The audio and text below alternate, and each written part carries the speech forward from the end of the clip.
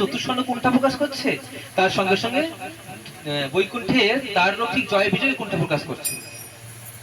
কেন করছে? নিয়ম উল্লঙ্ঘন হচ্ছে। কেন হচ্ছে? কারণ এখানে একটা লীলা রয়েছে ভগবানের সঙ্গে। কিরকম? এই যে বৈকুণ্ঠে দ্বার রক্ষিক জয় বিজয়, তারা হচ্ছেন মহান ভক্ত, ভগবানের মহান ভক্ত, ভগবান বিষ্ণুর মহান ভক্ত, ঠিক আছে, অনেক উচ্চ লেভেলের ভক্ত।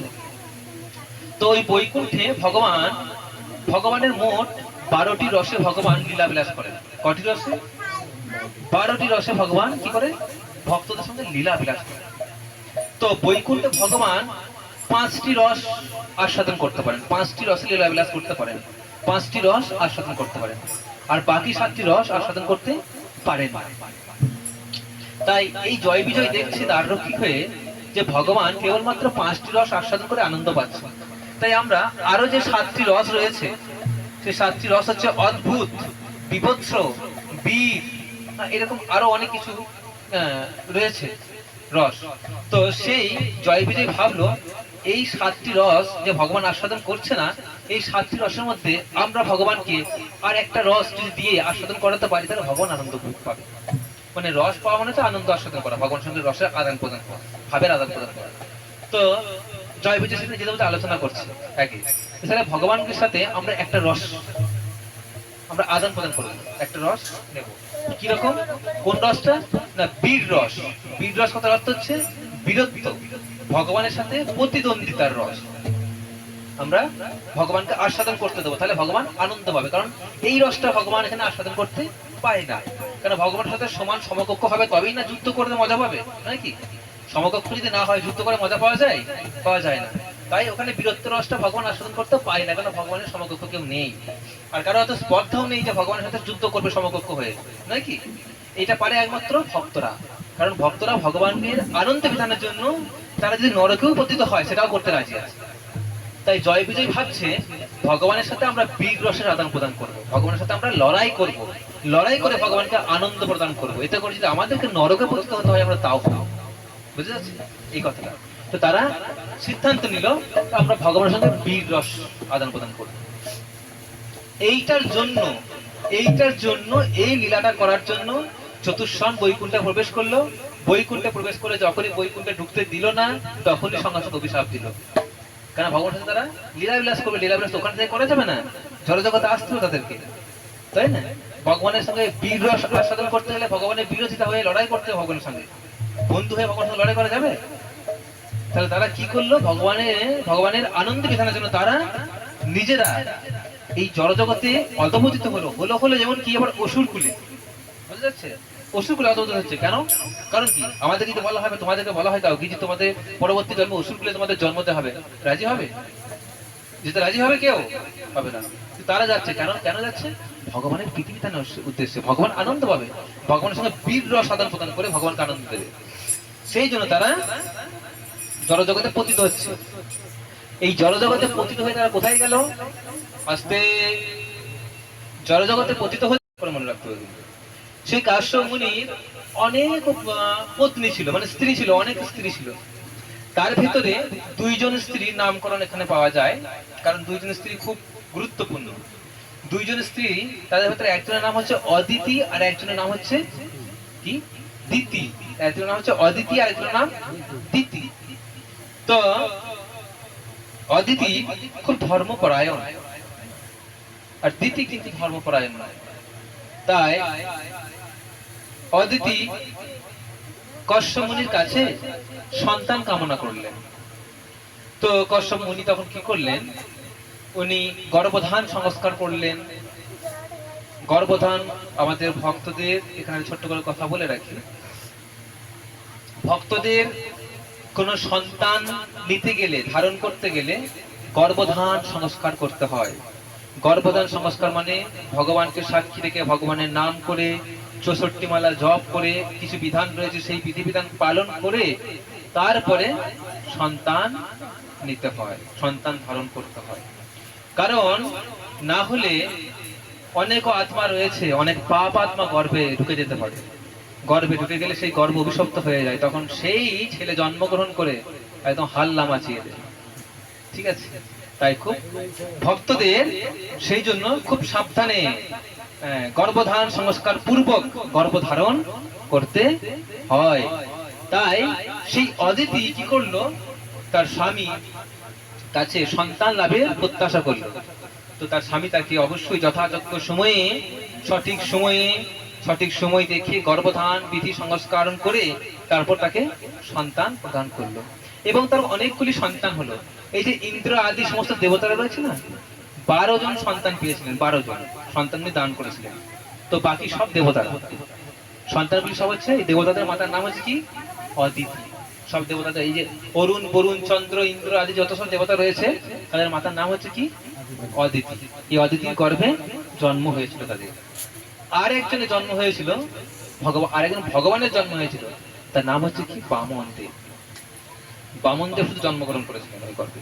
তো টোটাল 12 জনের উনি জন্ম দিয়েছিলেন।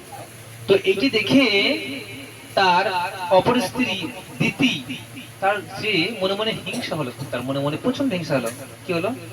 হিংসা হওয়ার ফলে বিদ্বেষ ভাব তার হৃদয়ে পোষণ হচ্ছে, যে আমারও চাই এতগুলি সন্তান, পুত্র সন্তান আমার এরকম কোয়ালিটির পুত্র সন্তান আমার চাই, এবং খুব উদ্বেগ। তো ত্রিসন্ধ্যার সময়, সেই সময় উনি কশ্যপ মুনি সেই সময় আহ্নিক করবেন, ভগবানের সেবা অর্চনা করবেন। সেই সময় উনি ওনার কাছে হাজির, গিয়ে প্রার্থনা করছে, স্বামী আমার সন্তান চাই, প্রার্থনা করছে আমার পুত্র, তেজস্বী পুত্র সন্তান চাই। তো সেই সময় মুনি বলছেন, কশ্যপ মুনি বলছেন, ঠিক আছে, তোমার মনোবাঞ্ছা অবশ্যই পূর্ণ করবো, তোমাকে তেজস্বী পুত্র সন্তান আমি লাভ করাবো, আমি দেব, কিন্তু এখন নয়, সেটা সময় আছে।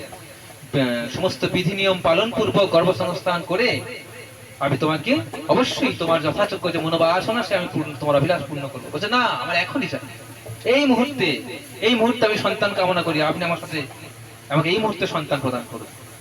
ঠিক আছে? তো উনি বোঝাচ্ছেন, দেখো এটা যে ত্রিসন্ধ্যা কাল, এই সময় দেবাদিদেব মহাদেব তিনি বিচরণ করেন, সব জায়গায় বিচরণ করে দেখেন যে ভক্তরা কিভাবে ভগবানের উপাসনা করছে, কোন ভক্ত কি ঠিকঠাক ভাবে ভগবানের উপাসনা করছে কি না। তো এই সময় এই কার্য করার সময় এটা নয়, এবং এই সময় সন্ধ্যাকালীন সময়টা হচ্ছে ভূত পিশাচদের সময়। আমরা সন্ধ্যা কেন দেখাই, এটা একটা প্রশ্ন, খুব ভালো কথা উঠে এলো, বলে দিই। সন্ধ্যা কেন দেখাই আমরা, একটা প্রশ্ন আছে না, কেন প্রতিদিন সবাই সব বাড়িতে কেন সন্ধ্যা দেখায়? সন্ধ্যা দেখানোর কারণ হচ্ছে, এবং আরেকটা কথা খুব শুনতে পাওয়া যায় গ্রাম বাংলায়, যে ত্রিসন্ধ্যায় কোনো খাবার খেতে নেই, সন্ধ্যা দেখানোর পরে সন্ধ্যা সময়টা পার হলে তবেই খাবার খেতে হবে। বলি না, আমাদের ছোট ছেলেরা বাচ্চারা যদি খাবার বায়না করে সন্ধ্যার সময়, তাহলে বলি না যে এখন নয়, সন্ধ্যাটা পার হয়ে যাক তারপর খাবে। এর কারণ কি? এগুলো কারণ আছে, এগুলো আমাদেরকে জানতে হবে, জিজ্ঞাসা করতে হবে, কারণ আমাদের মনে তো প্রশ্ন জাগেই না। ওই দাদু ঠাকুমা করে এসছে, আমাদেরও চলছে ওই একই ধারা। দাদু করে এসেছে, বাবা করে এসেছে, চালাও, আমারও চলছে। জানার চেষ্টা নেই, আগ্রহ নেই। তো কেন আমরা সন্ধ্যা দেখাই ত্রিসন্ধ্যায়? কারণ সেই সময়টা খুব অশুভ সময়। সন্ধ্যার সময়টা কি সময়? অশুভ সময়। সেই সময় ভূত পিশাচ আদি নানা রকম অশুভ শক্তির আবির্ভাব হয় সেই সময়। তাই সেই সময় আমাদেরকে গৃহে ভগবানের জন্য মঙ্গল প্রদীপ এবং ভগবানের আরাধনা করতে হয়। ভগবানের আরাধনা করলে সেই সমস্ত কুপ্রভাব আমাদের দেহে, শরীরে এবং গৃহে পর্যন্ত প্রবেশ করতে পারবে না। সেই জন্য আমরা সন্ধ্যাকালীন সময়টা আরাধনা করি ভগবানের জন্য। কিন্তু আমরা কি করি, কোন রকম একটা ধূপ ধরিয়ে, প্রদীপ জ্বালানোর সময় রইল না রইল, ধূপ ধরিয়ে একবার তুলসী মন্দিরে দিতে পারলে বাঁচি, এদিকে সিরিয়ালের টাইম, কোন রকম সিরিয়ালের টাইম শুরু হয়ে যাবে, কোন রকম ধূপ ধরিয়ে দিলাম, আবার একটা ধূপ আধখানা করে, আজ অর্ধেকটা দিয়ে আবার কাল অর্ধেকটা দেবো, রেখে দিই, এরকম ব্যাপার। ঠিক আছে? তো এই জন্য আমরা সন্ধ্যা দিই। তো সেই সন্ধ্যাকালীন সময়, যে সময়ে ভূত পিশাচ আদি অশুভ শক্তিদের প্রাদুর্ভাব হয়, সেই সময় কি করছে, সন্তান কামনা করছে। সেই সময় স্বামীর কাছে সন্তান কামনা করছে, বারবার বোঝাচ্ছে তার স্বামী, দেখো এই সময়টা সন্তান লাভের জন্য উপযুক্ত সময় নয়, কারণ এই সময়টাতে অনেক অশুভ আত্মা ঘুরে বেড়ায়, তাই এই সময় সন্তান লাভ করলে ভালো হবে না। উনি কোন রকম শুনতে চায় না, উনি বারবার বলছে, না আমার সন্তান চাই, কি চাই, এই মুহূর্তে আমাকে সন্তান প্রদান করতে হবে আপনাকে। তো যখন স্ত্রীর এত পায় না, কোন রকম শুনছে না, তখন কশ্যপ মুনি ঠিক আছে বললো, ঠিক আছে তাহলে তাই হবে, কিন্তু এর ফল তোমাকে ভোগ করতে হবে, ভয়ানক পরিস্থিতি হবে। তো সন্তান তাকে দিল তার কথা মতো। তো কি হলো, তারপর সে গর্ভবতী হলো। তো গর্ভবতী হওয়ার পর তার অনেকগুলি সন্তান হলো, সবগুলি ওই সব রাক্ষসদের জন্ম। যত রাক্ষস দানবদের জন্ম হয়েছে সব ওই দিতির গর্ভে থেকে জন্মগ্রহণ করেছে। তার ভেতরে দুইজন সেই সময় ঢুকলো তার গর্ভে, কারণ সেই সময়টা সন্ধ্যাকালের সময় পা পাতবা ঢুকে গেছে ভেতরে। পা পাতবা বলতে এটা লীলা চলছে, কিন্তু কারা ঢুকলো? দুইজন সব থেকে সেই বৈকুণ্ঠের অভিশপ্ত জয় বিজয় এসে সেই গর্ভে ঢুকে অসুর রূপে জন্মগ্রহণ করবে। সেই গর্ভে এসে ঢুকলো, অশুভ সময়ে তারা এসে প্রবেশ করলো, বোঝা গেল? লীলা বিলাস করেছে। তো সেই গর্ভে এসে প্রবেশ করলো, গর্ভে এসে প্রবেশ করে প্রথমে কে ঢুকলো গর্ভে? জয়, তারপর বিজয়। তো গর্ভ এত পরিমাণে বড় হয়ে গেল যে ব্রহ্মাণ্ডকে মনে হচ্ছে ফাটিয়ে দেবে, এত বড় হলো গর্ভটা, এত বড়, এত বৃদ্ধি হয়ে গেল তার গর্ভ। দিতির গর্ভ এত বড় হয়ে গেল যে মনে হচ্ছে যেন ব্রহ্মাণ্ড ভেদ করে দেবে, কারণ সেখানে অসুর ঢুকেছে, তো কাল ঢুকেছে, বোঝা যাচ্ছে? সেটা খেলা খেলবে করেছে, কিন্তু তাণ্ডব মাচাবি। তো সে এখন গর্ভে ঢুকেছে, এখন গর্ভে এমন বড় হয়েছে যে ব্রহ্মাণ্ড যেন ভেদ করে দেবে, ব্রহ্মাণ্ড ফাটিয়ে দেবে। তো গর্ভ বাচ্চা হবার যে সময়, ভূমিষ্ঠ হওয়ার যে সময়, সে সময় পার হয়ে যাচ্ছে, তবু তারা বের হচ্ছে না। কারণ ওষুধের কাজ হচ্ছে সবাইকে কষ্ট দেওয়া, যন্ত্রণা দেওয়া। যে মায়ের গর্ভে আছে সে মাকে কষ্ট দিচ্ছে, টাইম পার হয়ে যাচ্ছে কিন্তু বের হচ্ছে না, পেটের ভেতরে বড় হচ্ছে, বৃদ্ধি হচ্ছে, সময় হচ্ছে যত, হ্যাঁ গর্ভ হয়ে এত বড় হচ্ছে, মায়ের কষ্ট হচ্ছে না। কিন্তু ওষুধের কাজই হচ্ছে কষ্ট দেওয়া সবাই, ওষুধের কোনো ভালো চায় না। তো এইভাবে অনেকদিন যাবত গর্ভে রয়েছে। তারপরে অনেক স্তুতিভূতি করে, অনেক কিছু করে তারপর গর্ভ থেকে বের করা হয়েছে কোনো রকম, তাদেরকে মানিয়ে নিয়ে, কোনো রকম মানিয়ে গুছিয়ে। তো গর্ভ থেকে বের হচ্ছে, প্রথমে কে ঢুকেছিল? জয়, তারপর বিজয়। তো এখন বের হচ্ছে, জয় প্রথমে ঢুকেছে, তারপর বিজয় ঢুকেছে। তাহলে বড় কে হচ্ছে? জয়, তারপরে বিজয়। কিন্তু বের হচ্ছে প্রথমে কে? বিজয়। তাহলে কে বড় হলো? তারপরে কে আসছে? তারপরে জয় ছোট হচ্ছে।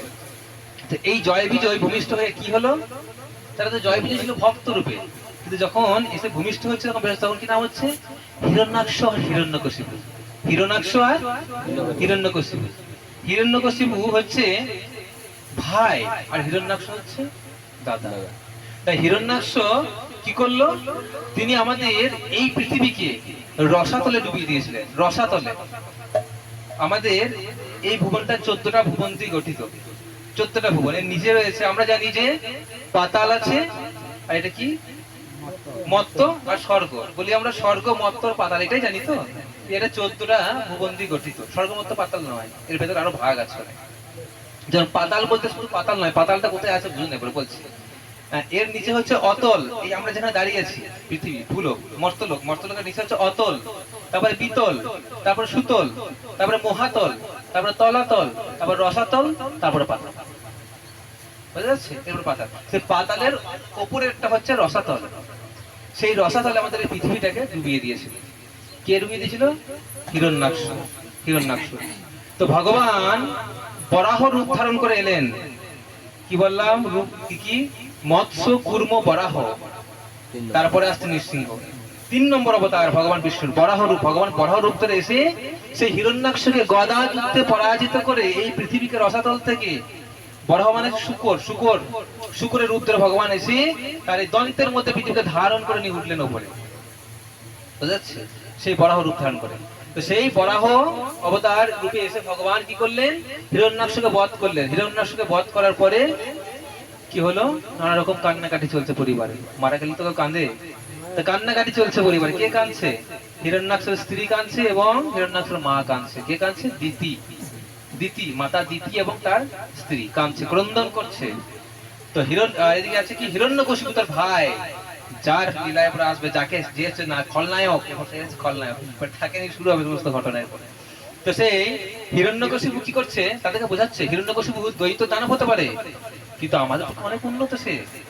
সে রাক্ষস দানব হতে পারে, কিন্তু তার দিচ্ছে তোমরা অনর্থক দুঃখ করছো, কারণ এই জড় দেহের প্রতি অনর্থক দুঃখ সব করার কোনো কারণ নেই। কে বলছে? হিরণ্যকশিপু বলছে, একটা মহান দ্বৈত দানব হয়ে, দ্বৈত রাজ, তিনি বলছেন। তাহলে এখানে বোঝা যায় তিনি কিন্তু শাস্ত্র পড়তেন, নাহলে এই জ্ঞান আসবে না। দেহতত্ত্ব জ্ঞান আসবে যদি কেউ শাস্ত্র না পড়ে? আসবে? তাহলে উনি কিন্তু পড়তেন। তো উনি তাদেরকে বোঝালেন এবং উনি তারপরে সেই দাদা মরে যাওয়ার পর কি করলো, রাজ্য ভার পেলেন, রাজ সিংহাসন উনি বসলেন। তো রাজ সিংহাসনে উনি বসে বলছে, বিষ্ণুর ছলনা বিষ্ণু মেরেছে, তাহলে বিষ্ণুকে তো ছাড়া যাবে না, ওকে তো শেষ করতেই হবে। তাহলে এক কাজ করি, আমি একটু শক্তি সঞ্চয় করে নিয়ে আসি। কি করে? তপস্যা করে। আর সমস্ত দ্বৈত দানবদেরকে ডাকলো, গোল টেবিল বৈঠক করলো, বললো ততক্ষণ আমি যতক্ষণ না আসছি ততদিন তোমরা এখানে তাণ্ডব মাচাও, স্বর্গ মন্ত্র পাতাল যা আছে সব জায়গায় এক পায়ের ডান পায়ের বুড়ো আঙ্গুলের ওপর ভর দিয়ে ওপর দিকে দুই হাত জোর হাত করে ওপর দিকে তুলে হাজার হাজার বছর তপস্যা করছে। কেউ পারবে? হিরণ্যকশিপু দানব রাক্ষস দৈত্যরাজ কিন্তু এক পায়ের বুড়ো আঙ্গুলের উপর ভর দিয়ে, একটা পায়ের বুড়ো আঙ্গুলের উপর ভর দিয়ে আর একটা পা জঙ্ঘার উপর রেখে দুটি হাত জোরহাট করে ওপর দিকে তুলে বছরে হাজার হাজার বছর তপস্যা করছে। আর কি হয়েছে, তখনকার দিনে সত্যযুগে মানুষের আয়ু ছিল অস্থিগত আয়ু, প্রাণ। অর্থাৎ তখন তিনি তপস্যা করার সময় তার যে প্রাণ বায়ুটিকে তিনি কি করলেন, তার অস্থি মজ্জার ভেতরে প্রবেশ করে দিলেন, অস্থি মজ্জার ভেতরে। তাই সত্যযুগে মানুষের আয়ু প্রাণটা ছিল কোথায়? অস্থি মজ্জার ভেতরে। শরীর চলে যাবে, গলে যাক, কোনো অসুবিধা নেই, অস্থি হাড় থাকলে সে জীবিত থাকবে। আর কলিযুগে মানুষের আয়ু কিসে জানো? কলিযুগে হচ্ছে মানুষ অন্নগত প্রাণ, যদি খাবার অন্ন না দেবে তাহলে শেষ, অন্নে প্রাণ নিক্ষিপ্ত আছে। যদি ভাত ডাল না দেবে তাই শেষ। শুধু ভাত ডাল কেন, তার সঙ্গে আরো কিছু না দেবে ব্যাস, সেটা না দিলে আবার ভাত ডাল খাবে না, হ্যাঁ চাই আবার। তো সেরকম ব্যাপার। তো আমাদের কলিযুগে মানুষ হচ্ছে অন্নগত প্রাণ, আর তখন ছিল অস্থিগত প্রাণ। তাই তিনি তপস্যা করছে হাজার হাজার বছর। তপস্যা করতে করতে কি হয়েছে, তার সমস্ত দেহ ওই ঢেঁটায় ভর্তি হয়ে গেছে, উই পোকায় খেয়ে নিচ্ছে। এবং এত কঠোর তপস্যা, তার তপস্যার তেজে যে উদ্যলোকগুলি রয়েছে, উদ্যলোক যেগুলো রয়েছে, যেমন ভূলোক, তারপরে স্বর্গলোক, ভুবলোক, তারপর স্বর্গলোক, তারপর মহলোক, জনলোক, তপলোক, সত্যলোক, এই যে উপরে যে উদ্যলোকগুলি রয়েছে, সমস্ত লোকগুলি তার তপস্যার তাপে তারা দগ্ধ হচ্ছে। তপস্যা করতে এমন তপস্যা যে কেউ আজ পর্যন্ত এরকম তপস্যা করেনি, ব্রহ্মার তপস্যা। তার তপস্যার তেজে তাপে ওপরে যে লোকগুলি রয়েছে সেগুলি উত্তপ্ত হয়ে যাচ্ছে, হাহাকার করছে চারিদিকে, ত্রাহিমাম ত্রাহিমাম, কি ব্যাপার, কি এরকম হলো এখন? সমস্ত ব্রহ্মাণ্ড, সমস্ত লোকগুলি উত্তপ্ত হচ্ছে। ব্রহ্মা তখন আসতে বাধ্য নিচে। ব্রহ্মা তখন এসে দেখছে সূর্য কোথায়, শুধু শুনতে পাচ্ছে, ব্রহ্মার নাম শুনতে পাচ্ছে, কিন্তু কোথায় তাকে খুঁজে পাচ্ছে না, কারণ ওই প্রকাশ স্তূপ হয়ে গেছে, সে তখন কিছু নেই।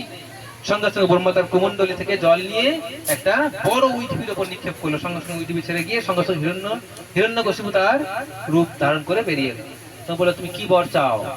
তখন বলছে, আমি এমন একটা বর চাই যে কোনো দেবতা আমাকে মারতে পারবে না, কোনো জীব আমাকে মারতে পারবে না, কোনো মানুষ আমাকে মারতে পারবে না, কোনো জন্তু মারতে পারবে না, কোনো দেবতা মারতে পারবে না, কোনো পশু মারতে পারবে না, ঠিক আছে?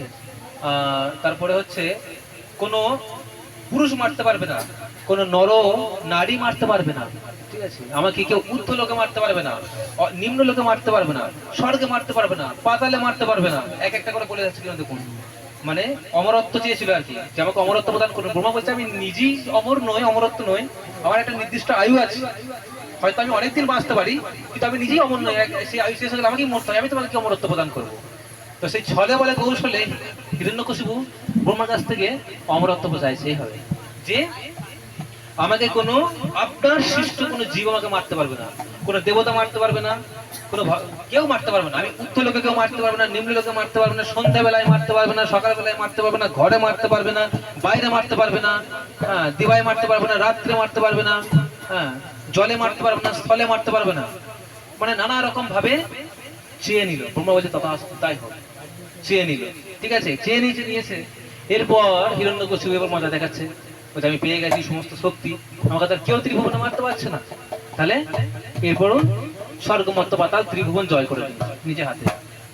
এরপর দেবতাদেরকে যা বলছে, দেবতারা সে কুকুরের মতো, পোষা কুকুরের মতো তাই করতে বাধ্য। সব দেবতারা শেষ, পোষা কুকুরের মতো করে বেড়াচ্ছে, দেবতারা যা বলছে তাই করতে বাধ্য। স্বর্গলোক রাজ্য ইয়ে করে নিয়েছে, দখল করে নিয়েছে।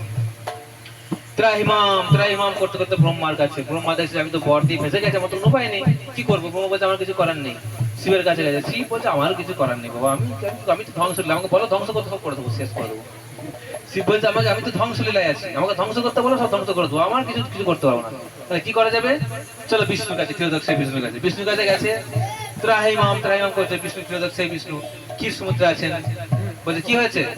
বিষ্ণু বুঝতে পারছে, রেগে গেছে, কি হয়েছে? ব্রহ্মা বলছে এই অবস্থা, এরকম হিরণ্যাক্ষ এরকম হিরণ্যকশিপু এরকম বর চেয়ে আমি দিয়েছি, এই বর। বলছে বর দেওয়ার সময় হুঁশ থাকে না? যখন বরটা যখন দিচ্ছেন, ব্রহ্মাকে বলছে বরটা যখন দিচ্ছেন তখন হুঁশ থাকে না কি বর দিচ্ছি? যখন সামলাতে পারছেন না তখন আমার কাছে আসছেন। হ্যাঁ, যখন বর দিচ্ছে এটা তখন সমাধান দিচ্ছে। মানে একটা গাড়ি কিনে নিয়েছে ভালো থেকে, লোন টোন করে ভালো থেকে বড় গাড়ি, যখন কিনে নিয়ে আসে তখন একদম রাজার মতো আসছে, যেমনি কিস্তি পড়েছে একটা কিস্তি করে যখন দিয়েছে তারপরে আর টানতে পারছে না, তখন বাবার কাছে বলছে। সেই জন্য বলছে ঠিক সেরকম যে যখন বরটা দিয়েছিলে তখন বুঝছিল না, এবার এখন পারছো না, এখন আমার কাছে বলতে ঠিক আছে যাও আমি ব্যবস্থা করবো। তো ঠিক সেরকম এইদিকে হিরণ্যকশিপু একটি সন্তানের জন্ম হয়েছে, তার নাম হচ্ছে প্রহ্লাদ। প্রহ্লাদ জন্ম হয়েছে, ভক্ত প্রহ্লাদ। যে প্রহ্লাদ জন্মগ্রহণ করে সে প্রথম থেকেই ভক্ত। একদম খুব শর্টে ছেড়ে দিচ্ছি, সব বহু কাহিনী আছে বড় বড়, একদম শর্টে ছেড়ে দিচ্ছি, নাহলে টাইম নেই। তো প্রহ্লাদ ভক্ত হয়েছে ছোট থেকেই। তো কি হয়েছে, বাবা তাকে তাদের গুরুকুলে পাঠিয়ে, তাদের গুরুকে ওষুধ গুরুকে শুক্রাচার্য, শুক্রাচার্যর দুটি সন্তান আছে, অমর্ত্য আর ষণ্ড, দুই পুত্র আছে। সে তাদের গুরুকুলে পাঠিয়েছে প্রহ্লাদকে, যাও গুরুকুলে শিক্ষা দাও। তো গুরুকুলে নিয়ে গেছে, তারা শিক্ষা প্রদান করছে, যা যা দিচ্ছে। প্রহ্লাদ তো শুনছে চুপচাপ। ভক্তরা কি করে, যেটি ভালো সেটি নেয় আর যেটি খারাপ সেটি ফেলে দেয়, নেয় না, রাজহংসের মতো।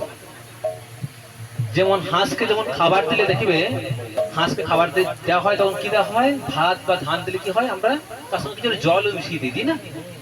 হাঁস যখন খায় তখন কি করে, জলটা কিন্তু ঠোঁটের পাশ দিয়ে পড়ে যায় আর ধানটা বা ভাতটা মুখে ঢুকে যায়, যায় না? ঠিক সেই রকম ভক্তদেরকে এরকম হতে হবে, যেখানে যাব আমরা কে কি খারাপ করলো, কোথায় খারাপ সমালোচনা করছে সেগুলো আমরা নেব না। একটা ব্যক্তি খারাপ, যে অনেক তার খারাপ গুণ রয়েছে, কিন্তু আমরা তার খারাপ গুণগুলি দেখবো না, নেবো না, তার কি ভালো গুণ আছে সেটা আমরা নেবো। ঠিক হাঁসের মতো ভালোটাকে নেবো, খারাপটাকে ফেলে দেবো, ঠিক সেরকম। তাই প্রহ্লাদ মহারাজ সেই গুরুকুলে যখন পড়তে গেছে, সব তো অসুর ওখানে, তো তাদের নানা রকম শেখাচ্ছে, তাদের ওষুধদের গুরুকুলে শিক্ষা দিচ্ছে। প্রহ্লাদ শুনছে বটে কিন্তু কানে কিছু ঢুকাচ্ছে না, কারণ প্রহ্লাদ প্রথম থেকেই ভক্ত। কারণ উনি যখন মাতৃগর্ভে ছিলেন তখন, এইদিকে ছোট্ট করে মাঝের একটা কথা বলে দিই, মাতৃগর্ভে যখন ছিলেন প্রহ্লাদ তখন দেখলো, আর তখন হিরণ্যকশিপু কি করতে গেছে, তপস্যা করতে গেছে। ঠিক সেই সময় ইন্দ্র রেগে গেছে, ইন্দ্র বলছে এর সন্তান, যে গর্ভের সন্তান, এত অসুর হবে, তাহলে একে নিয়ে আসি, একে এর মাকে অপহরণ করে নিয়ে আসি, হিরণ্যকশিপুর স্ত্রীকে অপহরণ করে নিয়ে আসি, যে আমাদের দেবলোকে রাখি, যখন সন্তান জন্ম দেবে তখন সন্তানটাকে হত্যা করবে, কারণ এত অসুর হবে। তাহলে এখানে কি করেছে, একটা শিক্ষণীয় গল্প আছে এখানে, যে ওই গর্ভবতী সন্তান মানে হিরণ্যকশিপুর যে স্ত্রী প্রহ্লাদ যার গর্ভে রয়েছে, গর্ভবতী দেবতা ইন্দ্র কি করছে, তাকে অপহরণ করে নিয়ে আসছে। নিয়ে এসে কি বলছে, যখন উনি সন্তান জন্ম দেবেন তখন আমরা কি করব, সেই সন্তানটিকে হত্যা করব। উনি তো পারতেন যে গর্ভে সন্তানটিকে মেরে দিতে পারতেন না, কিন্তু করেননি। করেছেন, উনি চেয়েছেন কি, সন্তানটা যখন জন্মগ্রহণ করবে তখন মারব। বোঝা যাচ্ছে? তার মানে এখান থেকে বোঝা যায় যে গর্ভস্থ ভ্রূণ হত্যা করা কতটা অপরাধজনক, কতটা পাপজনক। আজকের দিনে আমরা অনায়াসে অনায়াসে একটা নয়, দুটো নয়, 10টা ভ্রূণ হত্যা করি। 10টা ভ্রূণ, 500 টাকা দিলে একটা ট্যাবলেট খাওয়া দাও, ভ্রূণ হত্যা। সব অপেক্ষা করবে, সব অপেক্ষা করবে। যে ভ্রূণ, শাস্ত্র বলে যে ভ্রূণ হত্যা করবে, গর্ভস্থ শিশুকে ওষুধ খাইয়ে মারবে, পরবর্তী জন্মে তাকে অন্য সেই একটা গর্ভে আসতে হবে এবং তাকে ওইভাবে আকর্ষণ করাবে, তাকে ওই গর্ভে মৃত্যুবরণ করতে হবে। দেখো ওই যারা যারা ঠিক এই কাজ করেছে, পরবর্তী জীবনে তারা ওইরকম গর্ভে আসবে বটে, কিন্তু তাদেরকে ওইভাবে হত্যা করা হবে গর্ভের ভেতরে। বোঝা যাচ্ছে? খুব সাবধান। তো এখানে প্রত্যেকটা কথা শিক্ষণীয় আছে, শিক্ষার ব্যাপারে যেহেতু শুনলাম না, শিক্ষাগুলো গ্রহণ করতে হবে। ইন্দ্র দেবতা পারতেন তার গর্ভস্থ প্রহ্লাদকে মেরে দিতে, কিন্তু তিনি বললেন জন্মগ্রহণ করার পর তবেই মারবো। ঠিক আছে? তো নারদ বললো ঠিক আছে, অপহরণ করে নিয়ে যাচ্ছে, তুমি ওকে আমার হাতে ছেড়ে দাও, আমি ব্যবস্থা করছি। তো নারদ যেহেতু দেবশ্রী নারদ, দেবতাদের ঋষি, তাই ইন্দ্র ওনাকে নারদের হাতে সমর্পণ করলো। নারদ নিয়ে গেল, নিয়ে গিয়ে তাদেরকে নারদ ওকে বৈষ্ণবে উচ্ছিষ্ট প্রসাদ গ্রহণ করায়, ভাগবত শোনায়, ভগবানের নাম শোনায়। তো আমাদের গর্ভে যখন সন্তান আসে তখন সেই জন্য সবসময় দিব্য ভগবানের দিব্য নাম কানে জপ করতে হয়, শুনতে হয়, এবং গীতা ভাগবত আদি পাঠ করতে হয়, যাতে করে গর্ভস্থ মা যেটা পাঠ করবে, যেটা শুনবে, গর্ভস্থ ভ্রূণ সেই কোয়ালিটি পাবে। মা এখন গর্ভবতী হয়েছে আর টিকটক, হিন্দি গান এইসব শুনছে, সিরিয়াল দেখছে, গর্ভস্থ ভ্রূণ কিন্তু সেটাই শিখছে তার মায়ের মাধ্যমে। জন্ম হওয়ার পর সে ঠিক সেই সিরিয়ালের ধারাকারায় সে শুরু করছে। সিরিয়াল মা যেমন দেখছে, ছেলে সেই শিক্ষা নিচ্ছে ওই কান দিয়ে। ঠিক জন্মানোর পর সেই এক, তখন ঘরে সিরিয়াল হচ্ছে, তখন টিভি খুলতে হবে না, ঘরে তখন সিরিয়াল চলছে। ঠিক খুব সাবধান। সেই জন্য যখন যারা গর্ভবতী তাদেরকে ভগবানের নাম এবং ভগবানের লীলাসমূহ শুনতে হয়, পাঠ করতে হয়, তার সন্তানের মঙ্গলের জন্য। তাই সেই সন্তানকে নারদ মুনি কি করলেন, এইরকম ভাবে নানা রকম পাঠ প্রবচন শোনালেন। তারপর সে যখন জন্মগ্রহণ করলো তখন সে কি হলো, ভক্ত প্রহ্লাদ হয়ে গেল। কারণ সে সমস্ত মাতৃগর্ভে সমস্ত জ্ঞান অর্জন করে নিয়েছে। তার তো অসুর কুলে আসবে, তার তো সে আর ভাগবত কথা কে শোনাবে তাকে? তো যা লব্ধ হওয়ার তার মাতৃগর্ভেই সমস্ত জ্ঞান অর্জন করে নিয়েছে। তাই তাকে তখন অসুর কুলে দেওয়া হয়েছে, গুরুকুলে ওষুধের শিক্ষা দেওয়ার জন্য। তখন তো অটোমেটিক পারমার্থিক জ্ঞানে একদম ভর্তি, ওইসব শিক্ষা তো নেবেই না কোনো রকম। তখন ওখানে কি করছে, ও আরো যে ছোট ছোট অসুরদের বাচ্চাগুলো থাকে ওখানে, তাদেরকে যখন টিফিন হয়ে যাচ্ছে, টিফিনের সময় বা খেলার সময়, তখন ওদেরকে আলাদা করে ওভার ক্লাস দিচ্ছে, ভক্তি সম্বন্ধে, ভগবান সম্পর্কে ক্লাস, ঠিক আছে, এইসব দিচ্ছে। তো বাড়ি এসেছে, ক্লাস শেষ হয়ে যাওয়ার পর বাড়ি আসার পর আমরা যখন কোনো ছেলেকে, আমাদের প্রথম দিন টিউশন পাঠালাম, প্রথম দিন স্কুল বা টিউশন যদি দিই আমাদের ছেলেকে, তো প্রথম দিন টিউশন পরে আসার পর আমরা ছেলেকে জিজ্ঞাসা করি না, তখন ছেলে যখন আসে বাবার কাছে যখন আসে, তখন আমরা জিজ্ঞাসা করি না, আজকে কি শিখলে বাবা তুমি স্কুলে গিয়ে বা টিউশনে গিয়ে? জিজ্ঞাসা করি না, হেসে জিজ্ঞাসা করি। তখন ছেলে বলে, বাবা আজকে এই শিখেছি, ওই শিখেছি, বা তার যেটা ভালো লাগে, স্কুলের সামনে একটা দোকান ছিল, তার সেখানে খুব সুন্দর সুন্দর চকলেট বিক্রি হচ্ছে, তার যেটা ভালো লাগে সেটা বলে ছেলেটা, বাবাও আনন্দ পায় শুনে। প্রহ্লাদ ঠিক সেরকম, ওর বাবা দৈত্যরাজ হিরণ্যকশিপু জিজ্ঞাসা করছে ভালোবেসে যে, বাবা কি শিখেছো তুমি আজকে ওখানে গিয়ে? তখন ও পারমার্থিক জ্ঞান দান করছে, বাবা পারমার্থিক জ্ঞান দিচ্ছে বাবাকে, ভাগবতীয় জ্ঞান। বাবা অবাক হচ্ছে, হাসছে, রাগ হচ্ছে না কিন্তু হাসছে, সে এ কোথায় শিখবে রে ভাই এইসব? আমার সন্তান হয়ে অসুর কুলে জন্ম হয়, এসব এর মাথায় কে ঢোকালো এসব? মানে অবাক হচ্ছে আর কি, হাসছে। তো এরকম ভাবলো, ঠিক আছে, কিছু বললো না। ওই ওদেরকে বললো যারা গুরুকুলের ওই শুক্রাচার্যের যে ছেলে অমর্ক আর ষণ্ড, কি বললাম, হ্যাঁ, ওদেরকে দুজন বলছে, এসব তোমরা শোনাই দিবে, কোথায় শিখলো এইসব কথা? তোর বলছে, মহারাজ আমরা তো জানি না কোথায় শিখেছে, তবে কেউ কোনো বিষ্ণু ভক্ত তাহলে ওকে কিছু শোনাচ্ছে জানে, তো আমরা ওকে এমন ভাবে গাইড করবো, দেখবো কোনো বিষ্ণু ভক্ত ওর কান ভাঙাচ্ছে কিনা। কিরকম হয়, আমরা যখন কোথাও প্রচার করতে যাই, কাউকে যখন জপমালা নেওয়ার জন্য বলি না, জপমালা নাও বা কিছু বা নেন, তখন কোনো ছোট ছেলে যদি এগিয়ে আসে জপমালা নেয়, তারপর জপমালা নেওয়ার বাড়িতে যায়, তখন বলে, এটা কি নিয়ে এসেছিস? এটা জপমালা বাবা, বা দাদু থাকলে, দাদু এটা জপমালা, এতে কি হবে? ভগবানের নাম করবো। কোথায় শিখলে এসব? নিশ্চয়ই ইস্কন ভক্তদের কাছে গেছিলি, এগুলো ওদের কাজ। ইস্কন ভক্তদের কাছে নিশ্চয়ই গেছিলি, তবেই ওরা এইসব দিয়েছে, তাছাড়া কেউ দেবে না। ভগবানের নাম কে করতে বলবে একবার ইস্কন ভক্ত ছাড়া? তাছাড়া কেউ বলবে না। তাহলে ওদের কাছে গেছিলি নিশ্চয়ই তুই। ঠিক ব্যাপারটা ঠিক সেই রকম। এই যে শিখেছে, এরা ভাবছে কি তাহলে নিশ্চয়ই কোনো বিষ্ণু ভক্তের কানে বিষ ঢালছে, মানে ঠিক আমাদেরকে যেমন অপবাদ পেতে হয়, ভগবানের নাম করতে বললে ঠিক যেমন দেয়, নিশ্চয়ই এই প্রভুদের কাছে গেছিলি তুই, ওদের সঙ্গ করেছিস, সেই জন্য তোর এই দুর্দশা হয়েছে, এই হরে কৃষ্ণ নাম জপ করছিস। হয় না এরকম ঘটনা? ঘটে। তো ঠিক সেরকম বলছে। তো ওরা পরবর্তীতে আবার ক্লাসে গেছে, পরবর্তী দিন গুরুকুলে, তো আবার অন্যান্য পাঠ দিচ্ছে, সেখানে কি করছে, দ্বৈত শিশুরা তারা পারমার্থিক শিক্ষা গ্রহণ করছে, কারণ শিশুদের মন খুব সরল, ঠিক আছে, তাদের মন কুটিলতা নয়, তো তাদের যখন বিষ্ণু কৃষ্ণের শিক্ষা দেওয়া হচ্ছে, তারা তখন সেই শিক্ষা গ্রহণ করে তারা আপ্লুত হয়ে যাচ্ছে।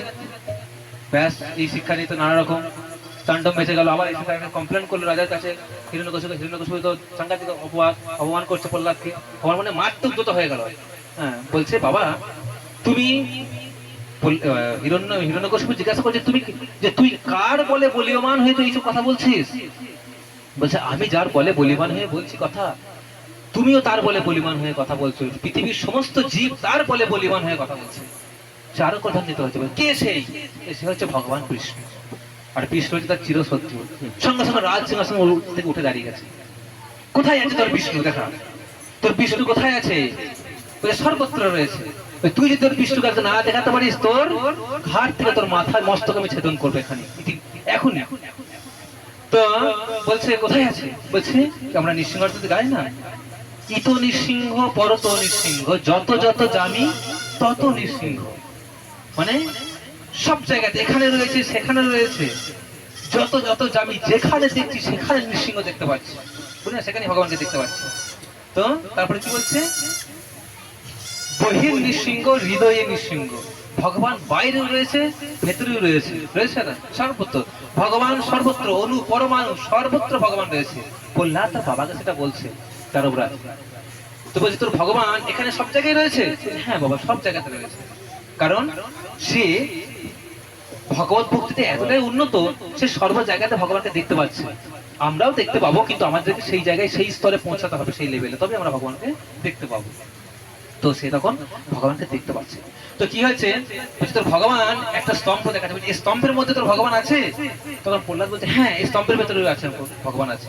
বলছে দেখ, তাহলে আমি ইতিমধ্যে এখন স্তম্ভটাকে ভেঙে দিচ্ছি, যদি তোর ভগবান যদি না এই মধ্যে থেকে বের হয়, যদি না থাকে, সঙ্গে সঙ্গে আমি তোর মস্তক ছেদন করে তোর আজকে তোর জীবন শেষ করে দেবো। তো বলে ঠিক আছে, তাই হবে। তো প্রহ্লাদ স্তব করছে ভগবানের, ওম নমো ভগবতে বাসুদেবায়, এইভাবে সব স্তব করছে। আর উনি একটা মুষ্টি ঘুষি মেরেছেন স্তম্ভের ভেতরে। যখন স্তম্ভ থেকে ঘুষি মেরেছেন, স্তম্ভ থেকে বিশাল গর্জন, প্রচন্ড বিকট গর্জন, এত গর্জন সমস্ত ব্রহ্মাণ্ড কাঁপছে। এবং যারা অশুভ শক্তি ছিল এবং অসুর পত্নী যারা গর্ভবতী ছিলেন, তাদের গর্ভপাত হয়ে যাচ্ছে, গর্ভপাত হয়ে যাচ্ছে। এমন বিকট শব্দ ভগবান যখন আবির্ভূত হচ্ছেন ইয়ে থেকে, আপনার স্তম্ভ থেকে, তখন বিকট আওয়াজ রূপে ভগবান বের হচ্ছে। চারিদিকে কম্পন শুরু হয়েছে, সব কাঁপছে, ভূমিকম্প হওয়ার মতো চারিদিকে। তো হিরণ্যকশিপু দেখছে, আচ্ছা এটা কি রে ভাই, সালা মানুষ নয়, পশু নয়, কি এক ধরনের ব্যাপার, এটা কি এক আজব প্রাণী, বলি না আমরা, ঠিক সেরকম। তো বলছে, যখন বের হয়ে আসছে বলছে এটা তোর ভগবান? বলছে হ্যাঁ, এটা আমার ভগবান। তো হিরণ্যকশিপু ভগবান নৃসিংহদেব তখন ক্রোধ ভরে বের হয়ে আসছে। ভগবান নৃসিংহদেবের অনেকগুলি রূপ পাওয়া যায়, লক্ষ্মী নরসিংহ পাওয়া যায়, বা আরো অনেক পাওয়া যায়, সব প্রহ্লাদ নরসিংহ পাওয়া যায়, কিন্তু সব থেকে ভয়ঙ্কর হচ্ছে প্রহ্লাদ নরসিংহ। বা আমাদের মায়াপুর যারা যারা গেছেন, নৃসিংহদেব দেখেছেন নিশ্চয়, সেই নৃসিংহদেবটি কি বলা হয়, স্থানু নৃসিংহ। কি বললাম, স্থানু নৃসিংহ। এই যে স্থানু নৃসিংহ, এই যে রয়েছেন স্থানু নৃসিংহ, উনি দাঁড়িয়ে আছেন ঠিক যেরকম ভঙ্গিমায়, যে ভগবান স্তম্ভের মধ্যে প্রকট হয়ে হিরণ্যকশিপুর উপর ঝাঁপিয়ে পড়ছে আক্রমণ করার জন্য। ঠিক ঝাঁপিয়ে পড়ার যে মুহূর্ত, ঠিক সেই মুহূর্তটার বিগ্রহ এটা, ঠিক আছে, ঠিক সেই মুহূর্তে, মানে একদম ক্রোধ, সব থেকে ক্রোধপূর্ণ মুহূর্ত সেটা। তো সেই মুহূর্তটা হচ্ছে স্থানু নৃসিংহ। এই স্থানু নৃসিংহের এই জগতে কোথাও পূজিত হয় না, কোথাও মন্দির নেই একমাত্র ইস্কন মন্দির ছাড়া, আর পূজিত হয় দেবলোকে। কারণ স্থানু নৃসিংহ পূজিত করার মতো ক্ষমতা এখানে কারণ নেই, একমাত্র ইস্কন ছাড়া। কারণ নৈষ্ঠিক ব্রহ্মচারী ছাড়া স্থানু নৃসিংহের সেবা করতে পারবে না, ধ্বংস হয়ে যাবে, ধ্বংস একদম পুরোপুরি। তাই সেই স্থানু নৃসিংহের, আমরা স্থানু নৃসিংহের উপাসনা করি, যে ভয়ঙ্কর করাল বিকরাল রূপ, সেই স্থানু নৃসিংহের আমরা উপাসনা করি, সেই ভয়ঙ্কর। তো সেই নৃসিংহদেব যখন বেরাচ্ছে তখন ওখান থেকে, তখন যুদ্ধ করছে, পারতেন উনি হিরণ্যকশিপুকে 1 সেকেন্ডে মেরে দিতে পারেন, পারেন না? পারেন কি পারেন না? 1 সেকেন্ডে মেরে দিতে পারে। একটা বিড়াল যখন একটা ইন্দ্রকে দেখে, তখন 1 সেকেন্ডে, একটা সিংহ একটা কোনো গরুকে বা একটা হরিণকে ধরে 1 সেকেন্ডে মেরে দিতে পারে, পারে না? পারে।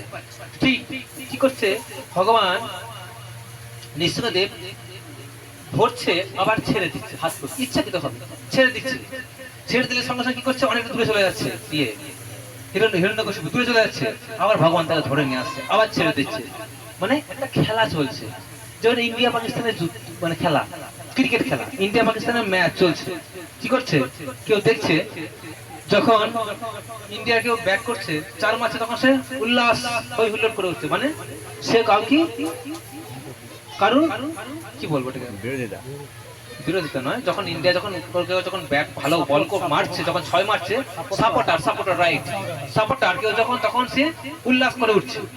ঠিক সেই রকম যখন ওখানে হিরণ্যকশিপু আর ভগবান নৃসিংহের যুদ্ধ হচ্ছে, তখন ভগবান যখন ছেড়ে দিচ্ছে, ইচ্ছাকৃত ভাবে হিরণ্যকশিপুকে ছেড়ে দিচ্ছে, মজা নেওয়ার জন্য ছেড়ে দিচ্ছে, তখন দেবতারা বলছে এই গেল বোঝা, এই গেল। দেবতারা প্রত্যেক করে রয়েছে তো, যে কখন মারবে ওকে, আমাদেরকে মানে রাজ সিংহাসন থেকে, দেবলোক থেকে আমাদের প্রত্যাখ্যান করেছে, এবার ওরা চাইছে কখন ওকে মারবে। ঠিক সেরকম যখনই ছাড়া যাচ্ছে ভগবান ইচ্ছে করে ছাড়ছে তো, ঠিক আছে, তখন ওরা আফসোস করছে। ঠিক এরকম একটা ইন্ডিয়া পাকিস্তানের ম্যাচের মতো চলছে। তারপর ভগবান কিছুক্ষণ খেলার ছলে খেলা করতে করতে তোকে ধরলো, ধরার পর এই জঙ্ঘার উপরে বসালো। তখন সেই হিরণ্যকশিপু বলছে ভগবানকে, ইয়াদ করাচ্ছে, মনে করাচ্ছে, বলছে আমি ব্রহ্মার বরে শক্তিমান, বলীয়মান, অমরত্ব।